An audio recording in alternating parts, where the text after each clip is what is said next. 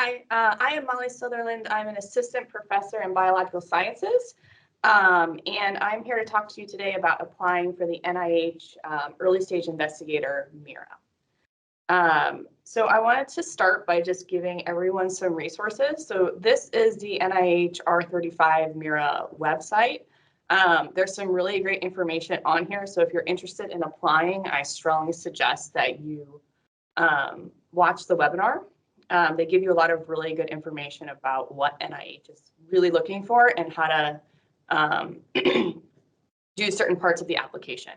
There's also a contact on there for the NIH, specifically for people interested in applying for this. There are two types of MIRA, so we're going to be talking about the early stage investigator MIRA today.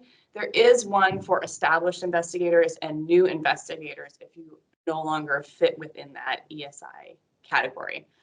So here is the information from this, if it is applicable. So if you were thinking about applying for the R35 MIRA, there's a couple of really important considerations. So first, the MIRA is only through NIGMS, so you need to make sure that your research kind of will fit within the mandate of that institute. We already talked about the two types of MIRA applications. For the early stage investigator that we're talking about today, you must still have your early stage investigator eligibility. These grants don't require any preliminary data, which is really nice when you were just starting your career. They are only due 2 times a year, so October and February. They are reviewed by special chartered study sections, and we'll talk a little bit more about that later on the presentation. And this mechanism doesn't have any resubmissions. You always submit a new application. And the key point that I kind of want to drive home in this presentation is that MIRAs are not R01s. So I think most of us who have applied to NIH, either for F32s or K awards or R01s, this is a very different mechanism. And you need to keep that in mind when you're writing your application. I think it will give you a higher chance of success. So with the MIRAs, they're really funding you as an investigator, your potential, your impact, as well as your environment. So when you are preparing your application, you want to kind of keep all of that in mind. So the R35 MIRA, if we're talking about the science, it's structured to really broadly support an investigator's entire research program. So there are no specific aims, so you don't write a specific aims page. This is a big difference from the R01.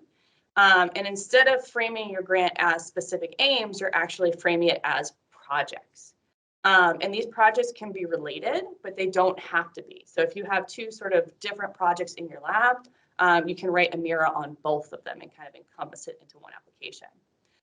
They want to see that your projects are addressing specific gaps in the field, so you need to come out and say what the gaps are and how you are addressing them. And because this is for early stage investigators, they want projects that are innovative, but they also want them to be feasible for a new investigator. Because they understand when you are just kind of starting out, maybe you don't have the people or the capacity to do a lot of innovative things. So you want to make sure you're making it feasible for yourself. Like I said, there is no preliminary data required, and your research section is only 6 pages long. So again, that's another big difference from the R01 applications. I've summarized the required sections from the program announcement. So you're going to have 3 sections: your background, key knowledge gaps, and important challenges. You're going to talk about your recent progress in the last 5 years to give context to your proposal. And this is where sort of like the no preliminary data thing comes in. You can talk about your postdoc or fellowship work. You can talk about, what your technical expertise is. You can talk about if you have any mentorship experience, sort of all of these things that show that you are the person that can do what you're proposing. And then the last section is the overview of your future research plans. This is what you actually plan to do. So this is where you're going to break it into specific projects. You're going to talk about the rationale. You're going to give general experimental strategies, but they don't have to be super detailed. And no preliminary data is required. So you can support your experiments with either information from the literature, where you can cite the literature and say, this is what is in the literature and this is how I'm going to test it. Or you can use data from your postdoc or your fellowship. You need to come out and say if your projects are distinct or complementary, and you need to address rigor in research. And I want to talk a little bit more about the preliminary data. When I applied for the MIRA, I applied in October, and I had started my faculty position in January. And I started in January 2020, so it was COVID. So I really did not have any preliminary data from my own independent lab. So I supported the projects that I wanted to do using published data for my postdoc to show that the techniques I was talking about were feasible. So you want to think about how you can address that preliminary data if you are really in the beginning stages of starting your research career. So you want to make sure that your science is readable to the educated scientist, not an expert. And this is going to go into when we talk about the review process, who's actually reviewing your grant.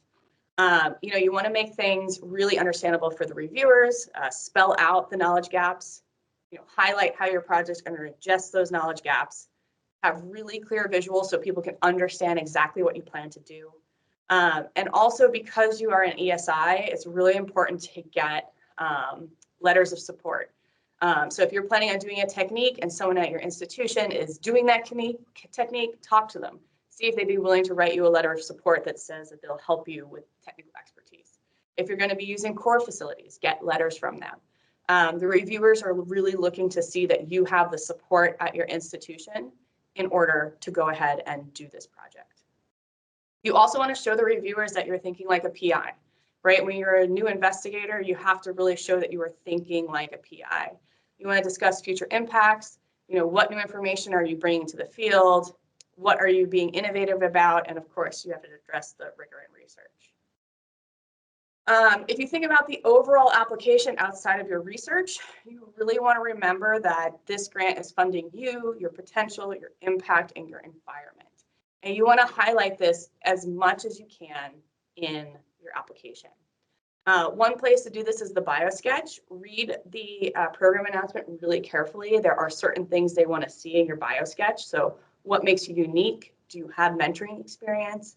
What are professional development activities you've done? So for example, if you're on this call, you're part of the GIN. There's a professional development card through the Delaware Excel CTR. Have you had a mentored research grant? You want to tell people this so they see that you have that support network. In the facilities and other resources section, I included a section on support for new investigators. The reviewers really like that. So for example, do you have formalized mentoring? I know at University of Delaware, when we start, we're assigned a senior faculty member who is our official mentor. Do you have specific resources? Are you able to get core facility grants? Are there writing groups? I just mentioned the RWAG. What is there that can help you as a new investigator? You want to tell them all of that. For this grant, you're going to need a chair or your chief's letter of support. This is another place where you can highlight the support for new investigators. And then we already talked a little bit about letters of support, but make sure you're getting lots of letters of support from your department colleagues, university colleagues, core facilities, collaborators, but you don't want to get one from your postdoc or fellowship advisor because you are trying to show that independence. So the MIRA budget is also kind of unique. It's very simple. You just ask for $250,000 a year for 5 years. If you watch the webinar, they will say that really this is all you need to do. It doesn't need to be itemized. You don't have to do modules. You just say, I would like this amount of money. No details, you just ask for it. The only key thing is as an ESI, they don't want to see you ask for any equipment because you have startup funds. So the budget part is very simple. Since I applied to this, there are some new items. So like most NIH grants, they're starting to require the data management and sharing plans. NIGMS has frequently asked questions and examples available on this link. So now we're going to talk a little bit about the review process. So the ESI mirrors are reviewed by chartered MIRA study sections that are very broad. They have relevant expertise, but they're not technical experts. So I would recommend, looking through these links, figuring out which one you think is most applicable to you, and kind of getting an idea of who will be reviewing your grant. I think it's really important for these to be understandable and, not a lot of jargon, and making sure that someone with a lot of scientific knowledge can understand it, but that maybe is not an expert in your field. Your review criteria is going to be the same as an R01, but right, no preliminary data or independent publications are required for the ESI MIRA.